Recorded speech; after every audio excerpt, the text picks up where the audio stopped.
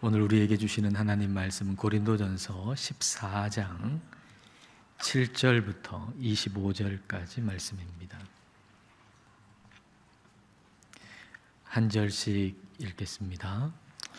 혹 필이나 검은고와 같이 생명 없는 것이 소리를 낼 때에 그 음의 분별을 나타내지 아니하면 필이 부는 것인지 검은고 타는 것인지 어찌 알게 되리요.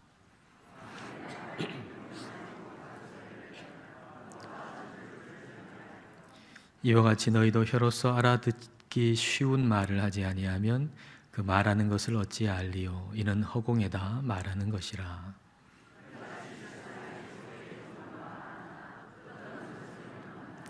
그러므로 내가 그 소리의 뜻을 알지 못하면 내가 말하는 자에게 외국인이 되고 말하는 자도 내게 외국인이 되리니.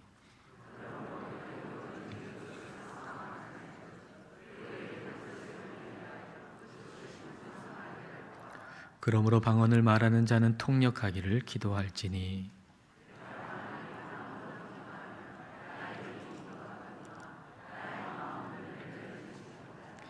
그러면 어떻게 할까? 내가 영으로 기도하고 또 마음으로 기도하며 내가 영으로 찬송하고 또 마음으로 찬송하리라.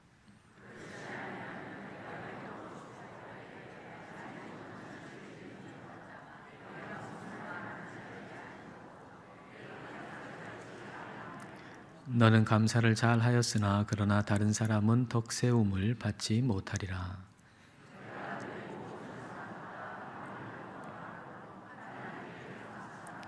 그러나 교회에서 내가 남을 가르치기 위하여 깨달은 마음으로 5마디 말을 하는 것이 1만 마디 방언으로 말하는 것보다 나으니라.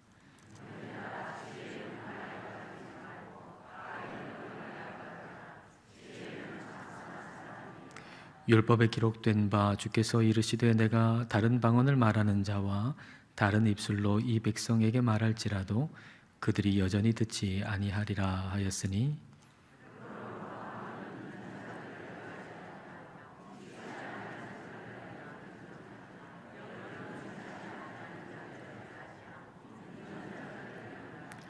그러므로 온 교회가 함께 모여 다 방언으로 말하면 알지 못하는 자들이나 믿지 아니하는 자들이 들어와서 너희를 미쳤다 하지 아니하겠느냐.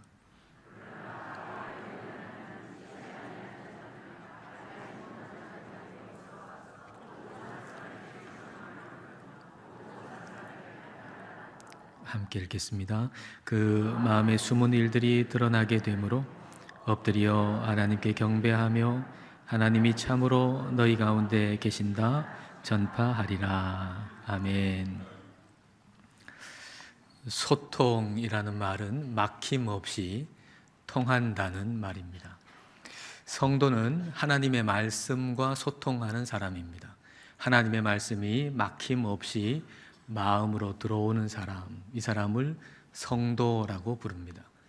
교회는 하나님의 말씀으로 서로 소통하는 공동체, 그걸 교회라고 합니다. 이런 면에서 본다면 고린도 교회는 말씀으로, 하나님의 말씀으로 소통하지 못하는 교회의 모습을 우리에게 보여줍니다. 16절, 17절을 보겠습니다. 그렇지 아니하면 내가 영으로 축복할 때에 알지 못하는 처지에 있는 자가 내가 무슨 말을 하는지 알지 못하고 내 감사에 어찌 아멘 하리요. 너는 감사를 잘 하였으나 그러나 다른 사람은 덕세움을 받지 못하리라. 고린도 교회 성도들이 이렇게 모여가지고 예배 드리는 모습을 여러분 한번 상상해 보십시오. 근데 대표 기도하는 사람이 방언으로 기도를 하는 것입니다.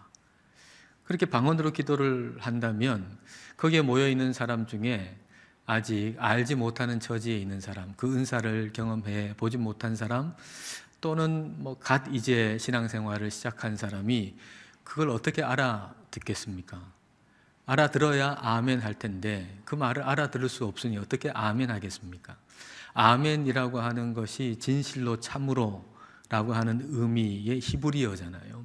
그러니까 기도할 때 우리가 아멘이라고 하는 것은 당신이 기도한 내용이 그대로 이루어지기를 원합니다. 참으로 원합니다.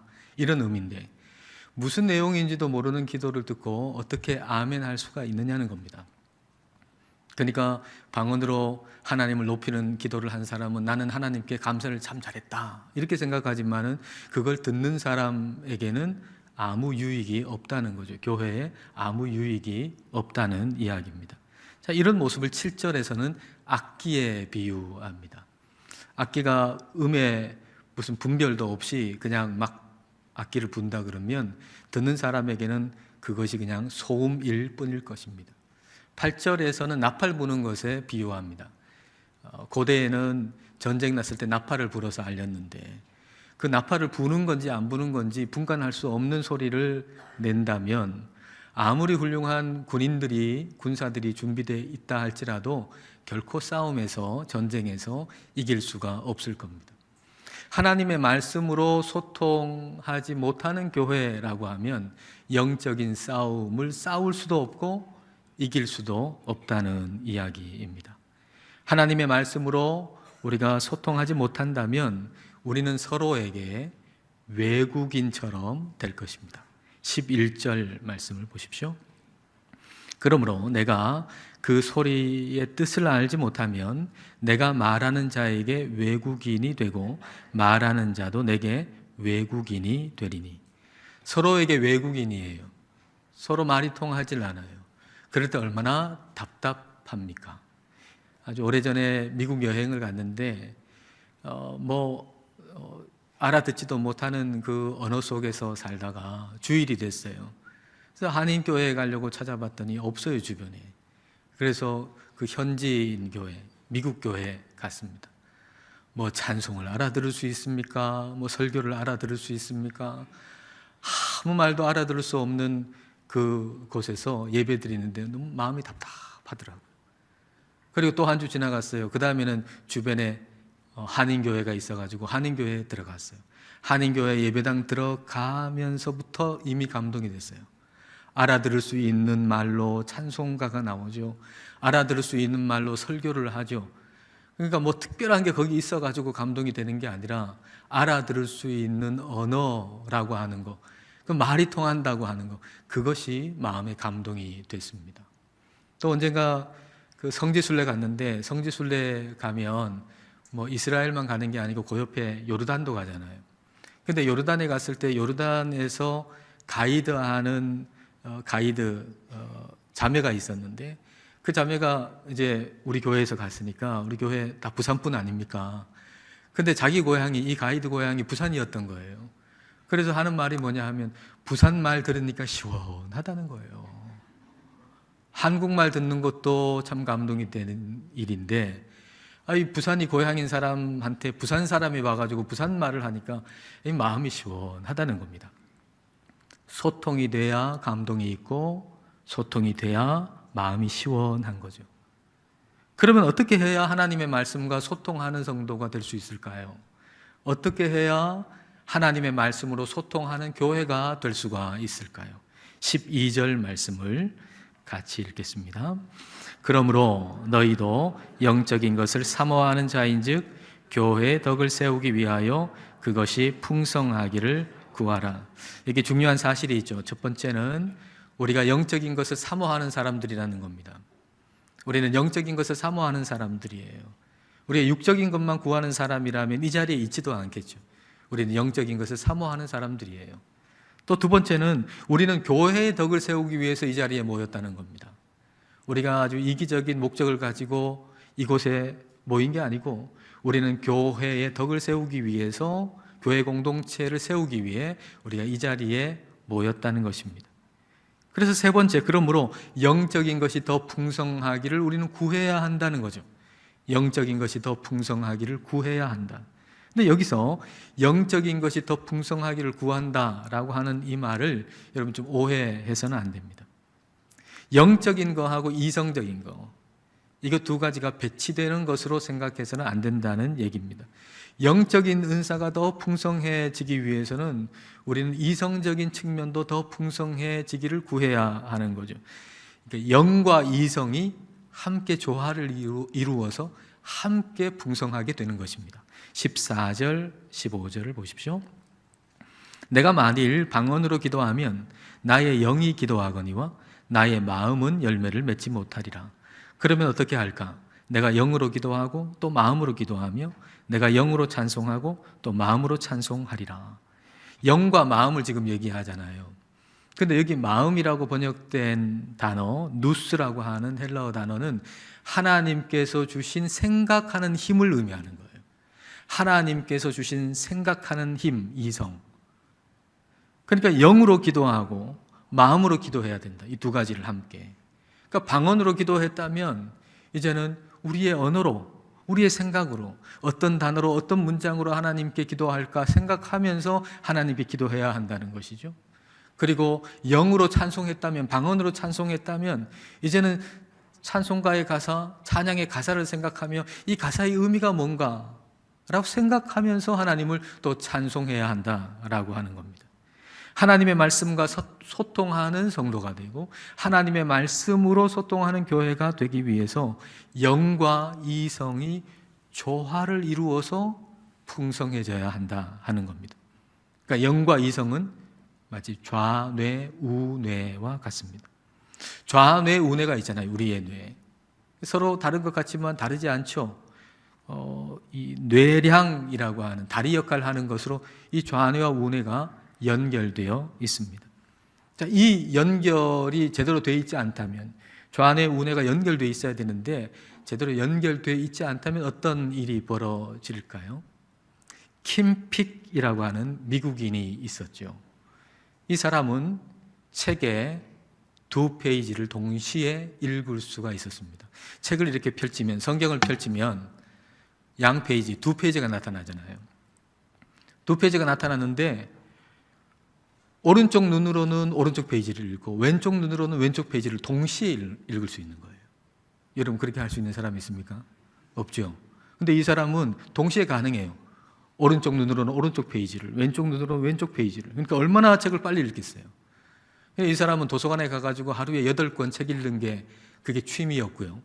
그렇게 읽은 12,000권 가까운 책의 내용을 다 기억하는 사람이었습니다. 그런데 기억력이 그렇게 뛰어났는데도 IQ 검사를 하면 평균보다 훨씬 아래로 나왔고 다른 사람하고 어울리지를 못하는 거예요. 다른 사람하고 소통하지를 못하는 거예요. 이 사람을 연구했어요. 왜 이렇게 됐을까? 엄청난 뛰어난 기억력을 가지고 있는데 어떻게 이렇게 됐을까? 하고 연구해 보니까 그 사람의 좌뇌와 우뇌가 연결되어 있지 않다라고 하는 것을 알게 된 것이죠. 우리의 영과 이성은 마치 좌뇌, 우뇌와 같은 거예요. 영과 이성이 조화롭게 잘 함께 성장하지 아니하면 어떤 부분은 대단한 능력이 나타나는 것 같은데 그게 결코 교회 공동체에 유익을 주지 못한다는 겁니다. 어떤 영적인 은사가 엄청나게 나타나는데 근데 그게 교회 공동체에 결코 유익을 줄 수 없는 것이라는 얘기죠. 우리가 하나님의 말씀으로 소통하는 교회가 되기 위해서는 영과 이성이 조화롭게 성장해야 합니다. 이성이 너무 강해가지고 영적인 일을 깨닫지도 못하고 인정하지도 못할 정도로 그렇게 돼서도 안 되고요. 그리고 영적인 것만 추구하느라 생각하는 힘을 잃어버려서도 안 된다는 이야기입니다. 그리고 우리가 하나님의 말씀과 소통하는 성도가 되고 하나님의 말씀으로 소통하는 교회가 되기 위해서는 하나님의 말씀과 소통하는 데 방해가 되는 것은 우리가 어떤 것도 허락하지 말아야 되겠다 하는 겁니다. 자, 18절 말씀을 보십시오. 내가 너희 모든 사람보다 방언을 더 말함으로 하나님께 감사하노라. 갑자기 이런 얘기를 해요. 흐름을 보면 이런 얘기할 타이밍이 아니에요. 그런데 바울이 갑자기 난데없이 내가 너희들보다, 여러분보다 방언으로 하나님께 더 많이 기도할 수 있는 것에 대해서 감사한다. 지금 이렇게 얘기를 하는 겁니다. 이 말하는 것은 바울이 지금 전하려고 하는 메시지가 왜곡되거나 오해되지 않도록 하기 위해 이 얘기를 하는 거예요. 바울이 지금 방언에 대해서 약간 부정적인 얘기를 하잖아요. 상황이, 고린도 교회 상황이 그러니까 방언에 대해서 약간 부정적인 이야기를 지금 하고 있는데, 그러니까 어떤 사람들은 이 말을 듣거나 또는 이 편지를 읽을 때에 바울 당신은 방언 못하니까 그런 얘기하는 거지 이렇게 생각할 수 있다는 얘기죠. 그러니까 그런 오해를 할 수 있다는 거예요. 그러니까 요즘식으로 얘기하면 뇌피셜이죠. 뇌피셜. 자기 생각으로 추측으로 저 사람은 저럴 거야 이렇게 추측해놓고 그걸 오피셜한 거로, 공식적인 것으로 생각해 버리는 겁니다. 여러분, 이 오해라든가 또는 뇌피셜이라든가 이건 굉장히 무서운 거예요. 왜냐하면 그렇다고 생각하고 보면 진짜 그렇게 보여요. 그렇다고 생각하고 보면 그렇게 들리고 그렇게 보이는 것입니다. 바울의 말은 단순히 바울의 말이 아니잖아요. 성령님이 바울을 통해서 하시는 하나님의 말씀이잖아요. 근데 그걸 듣고 읽으면서 저 바울은 지금 자기가 방언 못하니까 지금 저렇게 얘기하는 거라고, 저렇게 말하는 거라고, 저렇게 편지를 쓰는 거라고 그렇게 생각하고 보면은 정말 그렇게 보인단 말이죠. 바울은 공식적으로 누구 앞에서도 방언으로 기도한 적이 없어요. 개인적으로 방언으로 기도했지 공식적으로 함께 모인 데서 방언을 하지 않았단 말이에요. 그러니까 아무도 고린도 교회 사람들 중에 바울이 방언으로 기도하는 걸 들은 적도 없고 본 적도 없는 거죠. 그러니까 바울 저 사람은 지금 방언 못하니까 지금 저렇게 얘기하고 쓰는 거야 라고 생각하고 듣고 읽으면 그렇게 듣고 그렇게 읽힐 수밖에 없다는 거예요. 그 결과 하나님의 말씀이 그에게 들어오지 않게 되죠. 그러면 누구에게 가장 타격인가요? 그 본인에게 가장 타격이죠. 그리고 그 사람뿐이겠어요? 그 사람으로 인해서 교회 전체가 타격을 입을 수밖에 없다는 이야기입니다. 그러므로 하나님의 말씀과 소통하는 것을 방해하는 것이라면 우리는 그것을 절대로 허락해서는 안 된다는 거예요. 그러려면 어린아이같이 생각하지 말고 장성한 어른처럼 생각해야 한다는 겁니다. 19절, 20절 보십시오. 그러나 교회에서, 이 건물을 얘기하는 게 아니죠. 교회에서라고 하는 건 우리가 모일 때, 모임에서 이런 얘기입니다. 그러나 교회에서 우리가 모일 때 내가 남을 가르치기 위하여 깨달은 마음으로 5마디 말을 하는 것이 1만마디 방언으로 말하는 것보다 나으니라. 형제들아, 지혜에는 아이가 되지 말고 악에는 어린 아이가 되라. 지혜에는 장성한 사람이 되라. 1만마디 방언으로 말할 수 있어요, 바울이. 그러나 그렇게 하지 않고 깨달은 마음으로 5마디 말로 그렇게 하는 것은 여러분들을 가르치기 위함이다. 다시 말하면 교회 공동체에 유익을 주기 위함이다 라고 얘기하는 거죠. 그러니까 바울이 지금 전하는 메시지의 목적이 뭔가라고 하는 걸 지금 오해하지 않도록 지금 얘기하는 것입니다. 왜곡되지 않도록 얘기하는 거예요. 그리고 그런 왜곡이 일어나고 그런 오해가 일어나는 이유는 어린아이 같이 생각하기 때문이죠. 지혜에는 어린아이가 되지 말라. 그런데 지혜라고 번역된 헬라어 프렌이라고 하는 단어는 생각을 의미하는 단어입니다. 그러니까 지혜에는 아이가 되지 말라라고 하는 것은 애같이 생각하지 말라 그 말이에요. 어린아이같이 생각하지 말라 그런 얘기예요. 아이같이 생각한다는 게 뭡니까? 자기중심적으로 생각하는 거죠. 자기중심적으로. 하나님의 말씀이 선포돼도 늘 자기중심적이니 하나님의 말씀이 그 마음속에 들어올 여지가 없는 거예요. 이게 마음의 지옥 아닙니까? 내 안에 내가 너무 많아요. 내 안에 내가 너무 많아가지고 하나님의 말씀이 내 안에 들어올 수 있는 자리가 없어요. 천국이 뭡니까? 하나님의 말씀이 있는 곳이 천국 아닙니까? 근데 내 안에 내가 너무 많아가지고 하나님의 말씀이 들어올 수 없으니 그게 지옥이죠. 마음의 지옥. 나라는 지옥이죠. 나 지옥. 다른 게 지옥이 아니고 나 지옥이에요. 어느 궁전에 가면 거울이 1000개 있는 방이 있대요. 거울이 1000개가 있대요. 그 방에 들어가면 1000개의 손이 나를 맞이한답니다. 내가 미소를 지으면 1000개의 미소가 나한테 답을 한답니다. 내가 울면 1000개의 눈이 같이 운답니다. 그게 지옥이죠. 내 안에 내가 가득한 거죠. 그게 다 1000개가 다 나 아닙니까? 그러니까 다시 말하면 전부 나 때문에 웃고 나 때문에 울고 나밖에 없는 거, 이게 지옥인 거죠.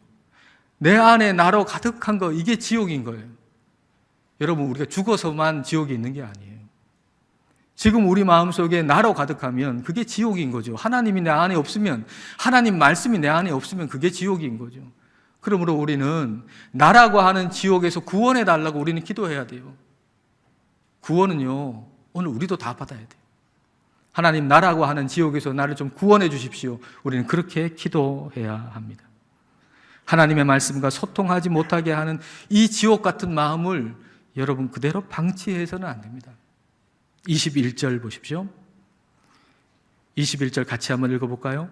율법에 기록된 바 주께서 이르시되 내가 다른 방언을 말하는 자와 다른 입술로 이 백성에게 말할지라도 그들이 여전히 듣지 아니하리라 하였으니, 이사야의 말씀을 지금 인용한 겁니다, 바울이. 하나님 이사야를 통해 가지고 이스라엘 백성들한테 알아들을 수 있는 언어로 메시지를 주시잖아요. 그런데 알아들을 수 있는 말로 메시지를 주시는데 그 말씀을 받아들이질 않아요. 그러니까 하나님이 아수르를 보내가지고, 아수르의 말은 알아들을 수 없는 말 아닙니까? 알아들을 수 없는 말로 또 경고를 하세요. 그러니까 알아들을 수 없는 말이니까 더 안 들어요. 그래서 결국 그들은 파멸하고 마는 것이죠. 이처럼 고린도 교회가 방언의 은사를 받았는데 방언의 은사를 잘못 사용해가지고 그걸 자랑거리로 여기는 거예요. 그리고 방언의 은사를 막 다 받아가지고 막 그렇게 뭐 이곳저곳에서 방언 소리가 막 들리는데 하나님의 말씀으로 소통은 없는 거예요. 그럴 경우에 방언의 은사는 더 이상 부흥이 아닌 오히려 파멸의 도구가 되어버릴 수 있다는 얘기죠. 그러면 방언의 은사는 방언의 은사로만 머물러 있어서는 안 되고 선순환이, 은사의 선순환이 이루어져야 됩니다. 자, 22절 말씀이 이제 그런 의미로 읽을 수가 있는데요. 자, 22절 말씀을 보십시오. 그러므로 방언은 믿는 자들을 위하지 아니하고 믿지 아니하는 자들을 위하는 표적이나 예언은 믿지 아니하는 자들을 위하지 않고 믿는 자들을 위함이니라. 여러분, 방언과 예언의 선순환으로 이 구절을 이해하시면 좋겠습니다. 여러분, 사도행전 기록을 보면요, 이제 예수님 모르는 사람이 복음을 듣고 예수님 믿게 될 때 한결같이 나타난 게 뭐였습니까? 방언이었어요. 복음 듣고 그 사람이 예수님을 영접할 때 한결같이 나타나는 게 방언의 은사를 받았어요. 그 방언을 받고 아, 예수님이 나의 주님이시구나 라고 하는 걸 분명하게 그 믿음이 생기는 거죠. 그 믿음이 분명하게 생긴 다음에는 어떤 일이 벌어집니까? 그 예수 그리스도의 복음을 내 가족에게 그리고 다른 이웃에게 그 복음을 전하는 거예요. 예언하는 거죠. 그러면 그걸 듣는 사람이 또 예수님 믿지 않다가 그걸 듣고 예수님 영접하고 그 다음에 방언을 받는 거예요. 그리고 아, 하나님이 살아계시는구나 라고 하는 걸 분명한 믿음을 가지는 거예요. 그리고 그 사람은 또 다른 사람에게 말씀을 전하는 거죠. 예언하는 거죠.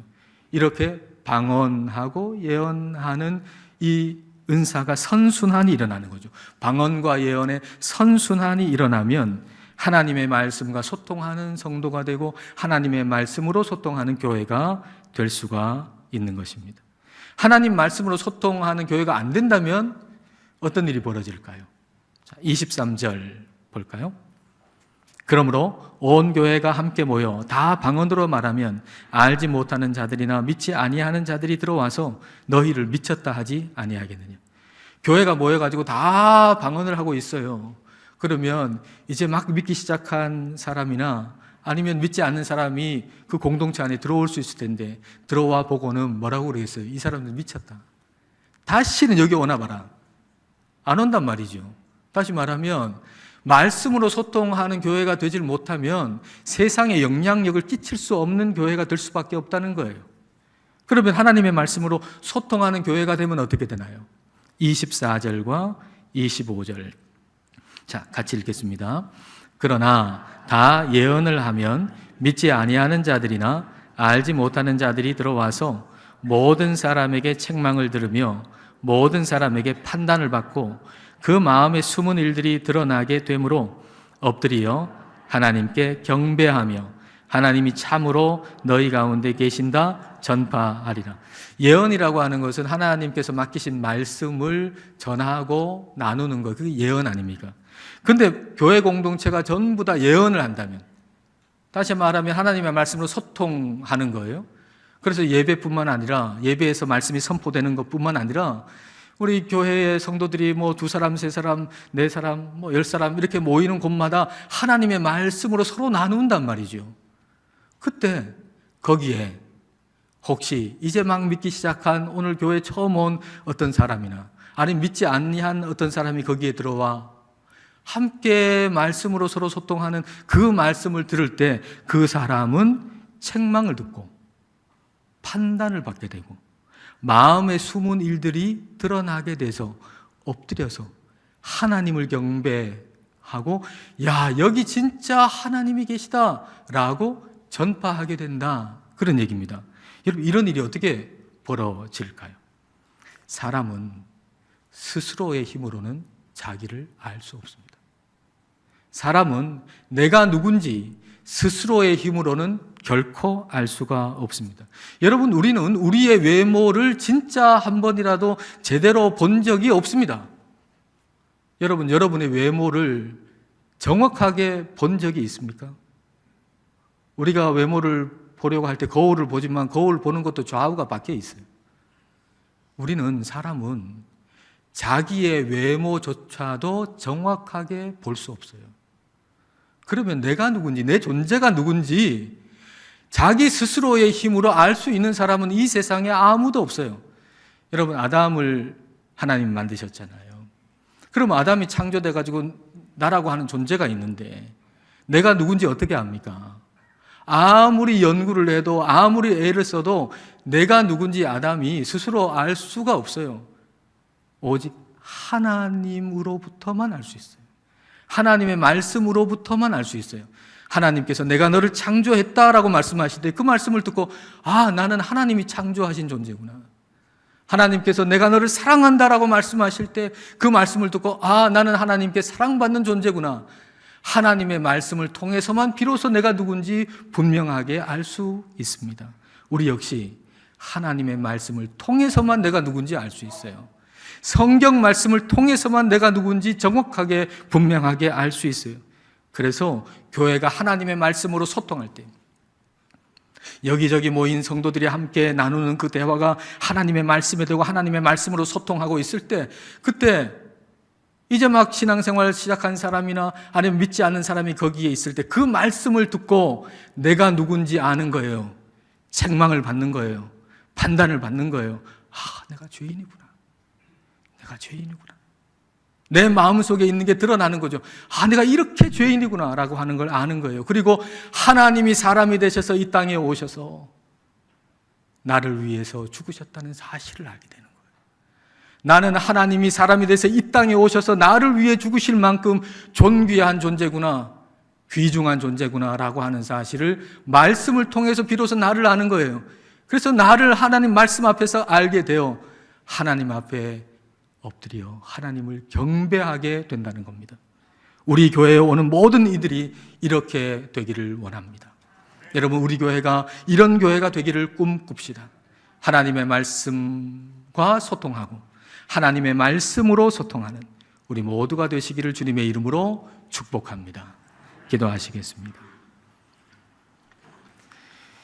이 시간 우리 기도하실 때 하나님의 말씀과 소통하는 성도가 되고 하나님의 말씀으로 소통하는 교회가 되기를 기도합시다. 그렇게 되기 위해서 우리의 영과 이성이 조화롭게 성장하게 해달라고 기도합시다. 그리고 하나님의 말씀과 소통하는 데 방해되는 모든 것들이 제거되기를 기도합시다. 하나님의 말씀이 마음에 들어올 수 없는 마음의 지옥에서 벗어나기를 기도합시다. 그리하여 하나님의 말씀으로 소통하는 교회가 되어 우리 교회에 오는 모든 이들이 하나님의 말씀을 통해서 자신이 죄인임을 알고 죄인을 구원하시기 위해서 이 땅에 사람이 되어 오신 예수님의 사랑을 알아 하나님 앞에 엎드려 경배할 수 있기를 이 시간 우리 함께 기도하시겠습니다.